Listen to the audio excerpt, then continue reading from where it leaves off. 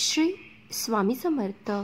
स्वामी भक्तांनो, तुम्ही यावेळी हा संदेश ऐकण्यास सक्षम असाल तर याचा अर्थ देवानेच तुम्हाला निवडले आहे आणि हा संदेश ऐकण्यासाठी तुम्ही अत्यंत भाग्यवान आहात. आजच्या या संदेशामधून तुम्हाला सांगू इच्छित आहे की तुमच्या प्रत्येक अश्रूसाठी आता योजना देव तयार करत आहे. तो तुमच्या दुःखांचे आनंदात रूपांतर करणार आहे आणि यावर तुम्ही विश्वास ठेवा, कारण देव कधीच चुकीचे निर्णय घेत नाही. चांगल्या विचाराने दिवसाची सुरुवात करा. प्रत्येक गोष्ट सकारात्मक होईल. तुमच्या शरीरामध्ये आजूबाजूला सकारात्मकता, पॉझिटिव्हिटी पसरवा.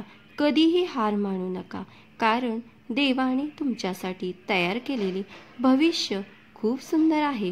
फक्त धैर्य ठेवा आणि पुढे चालत राहा. जो हा व्हिडिओ शेवटपर्यंत ऐकेल त्यांचं आयुष्य या रात्रीत बदलून जाईल. स्वामी आई स्वतः त्यांच्या सर्व इच्छा पूर्ण करतील. तुमचाही तुमच्या स्वामीनाईंवर विश्वास असेल तर होय असे टाईप करा आणि आपल्या श्री स्वामी समर्थ चॅनेलला एक लाईक करा. भाग्यवंत ठराल. काही लोक आपल्याला जाणून बुजून त्रास देतात, टेन्शन देतात, तर अशा टेन्शन देणाऱ्या लोकांना कसं हँडल करायचं. काही वेळा समोरचा माणूस खूपच बोलत असतो. आपल्या प्रत्येक गोष्टीत नाक खुपसून त्याला खूप चांगलं वाटतं, तर अशा लोकांना शांत राहून तडेतोड उत्तर द्यायला शिकावं. जसं की काय राव, दरवेळेस तुम्हीच बोलणार का? दुसऱ्यांनाही बोलू द्या की. थोडं किंवा तुमचं काय काम आहे हे ठरवा. आधी तुमच्या स्वतःचं आयुष्य सांभाळा, दुसऱ्यांच्या नंतर पहा असं म्हणणं गरजेचं. कोणाचीही त्रास तुम्ही सहन करू नका. आपल्याला कोणीही त्रास देईल आणि आपण गप्प राहू असं नाही, कारण समोरच्यालाही कळलं पाहिजे की तुम्ही गप्प आहात पण कमजोर नाहीत, कमकुवत नाही. अगदी शांतपणे पण ठामपणे बोललेले वाक्य हे तलवार असते. शब्दाचा वापर शहाणपणेने करा, बिनडोक सारखा नाही. आपल्याला त्रास देणाऱ्या व्यक्तींच्या आयुष्यात काहीतरी बिघडेल असतं, कधीतरी हे समजून घ्या. पण थोडं लांब राहून अनेकदा जी लोक सतत टोमणे मारतात, वाईट बोलतात, अपमान करतात, ते स्वतःचेच खरे करतात. अशी खूप लोक असतात. त्यांच्या आयुष्य कोरमडलेले असते. त्यांना इतरांना सुख पाहिलं की ईर्ष्या होते, ग्रहणा होते, म्हणून ते सुद्धा इतरांचं आयुष्य आपल्यासारखं बिघडवण्याचा प्रयत्न करतात. ती गोष्ट आपण समजून घ्या. त्यांच्यावर दया वाटेल तरी तुम्ही तुमचा मार्ग वेगळा ठेवा. सहानुभूती ठेवून एक गोष्ट आणि स्वतःचं नुकसान करून सहन करणे ही दुसरी गोष्ट. त्यामुळे अशा लोकांना ओळखा, समजून घ्या, पण स्वतःचा मार्ग सांभाळूनच निवडा.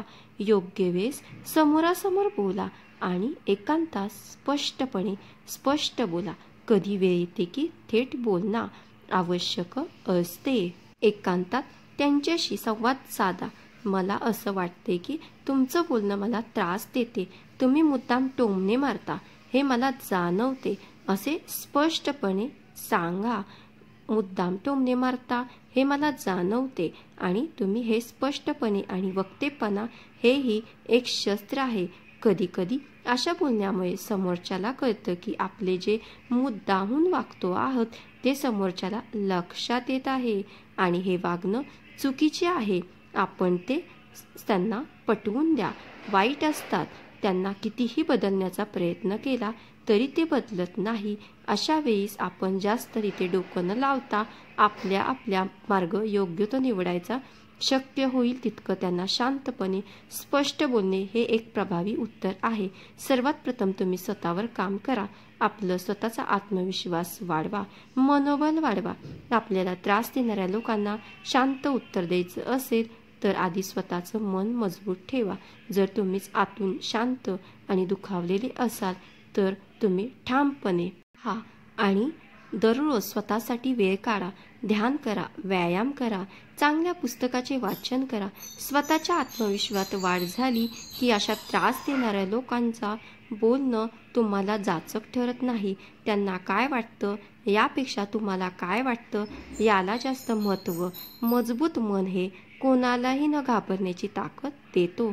नामस्मरणामुळे, ध्यानामुळे, योगामुळे आणि वाचनामुळे आपल्याला कुठे काय बोलावे हे समजते. स्वतः कसं वागावं हे सुद्धा समजते. त्यामुळे या गोष्टीकडे तुम्ही जीवनात नक्कीच बदल करा आणि याचा फायदा तुम्हाला नक्कीच होईल.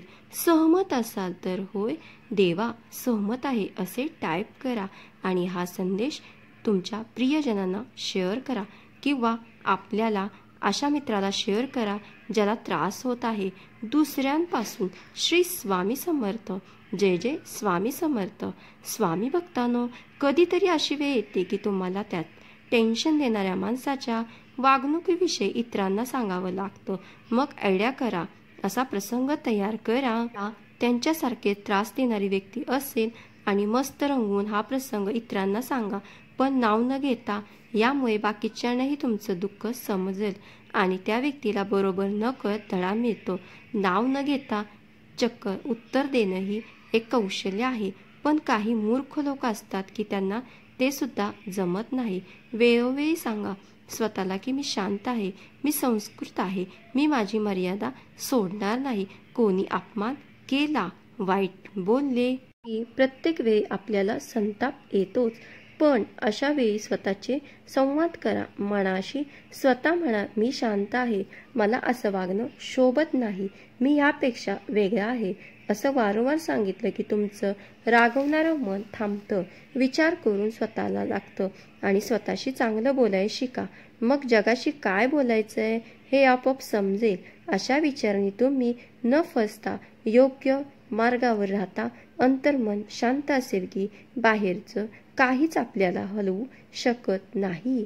श्री स्वामी समर्थ. धन्यवाद.